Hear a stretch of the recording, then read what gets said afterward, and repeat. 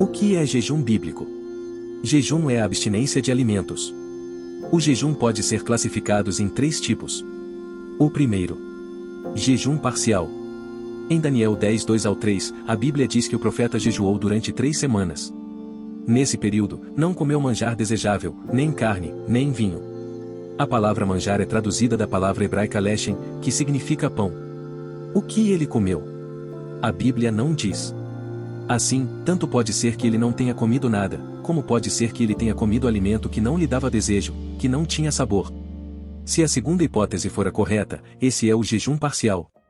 Pessoas que têm muita dificuldade para jejuar podem fazer jejuns parciais enquanto clamam a Deus para que lhes dê unção e fortaleza para os jejuns completos. O segundo, jejum total. É o jejum sem qualquer alimentação como o realizado por Jesus. A Bíblia fala que, ao final dos 40 dias, Jesus sentiu fome, mas não menciona que ele tivesse sentido sede, o que leva a crer que, embora não tenha ingerido alimentos, possa ter bebido água. O terceiro, jejum absoluto.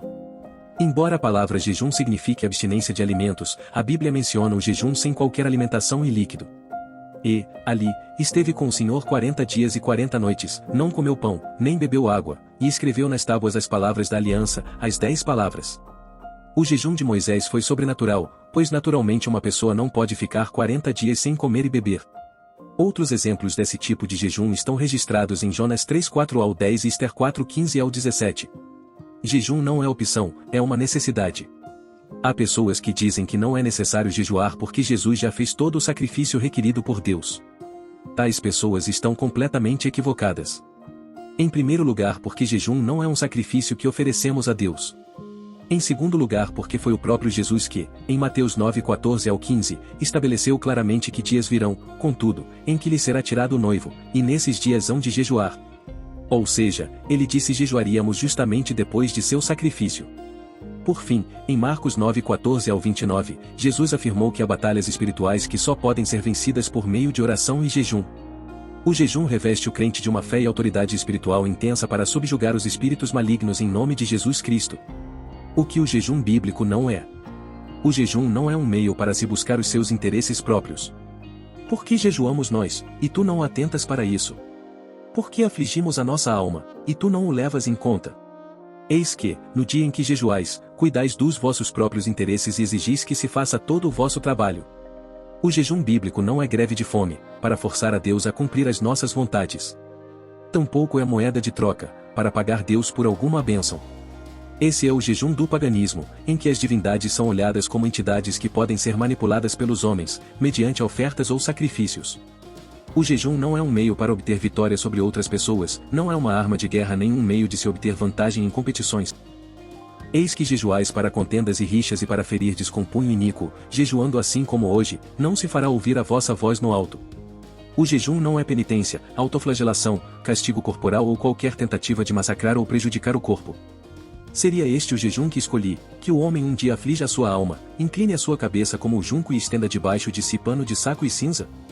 Chamarias tu a isto jejum e dia aceitável ao Senhor? Em que consiste o jejum que agrada a Deus?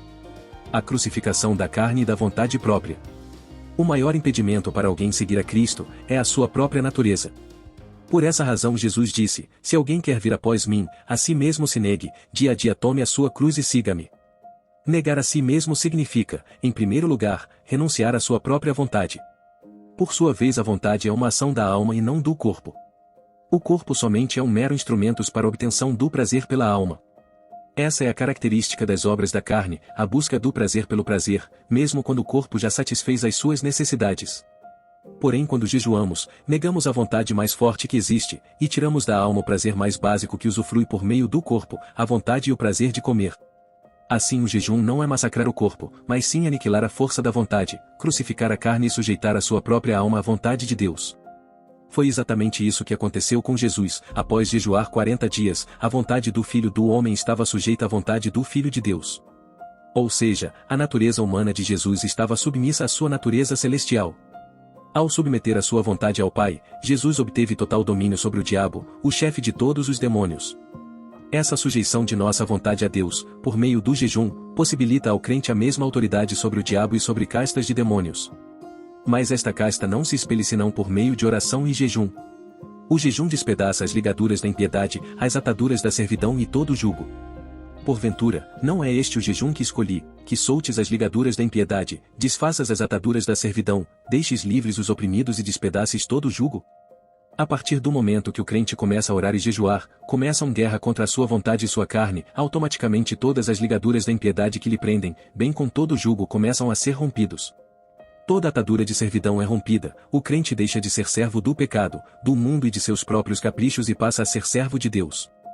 O jejum não somente se aplica para uma vitória pessoal, mas também no destino de uma nação. A Bíblia relata nos livros de Jonas e Esther, que o destino de povos foi mudado quando estes se dispuseram a jejuar para Deus. Este é o jejum bíblico, o meio de submetermos a nossa vontade a Deus. Tipos de jejuns em relação à duração. Jejum de um dia 24 horas.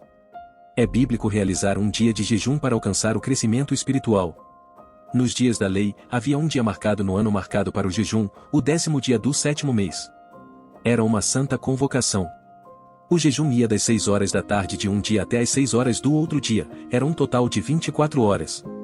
Jejum de menos de 24 horas.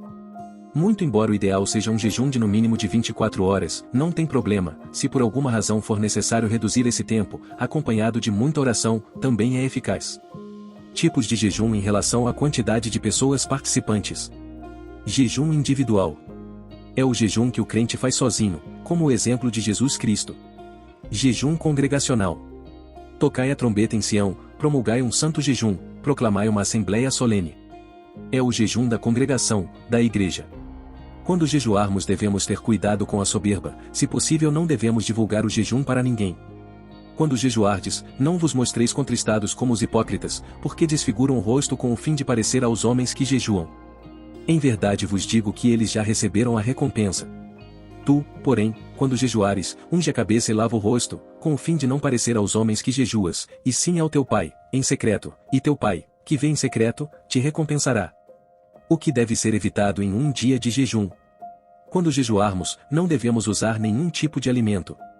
Em jejum total, que é o usual, não se pode usar sucos ou cafés, nem chicletes, nem qualquer coisa que satisfaça a vontade de comer.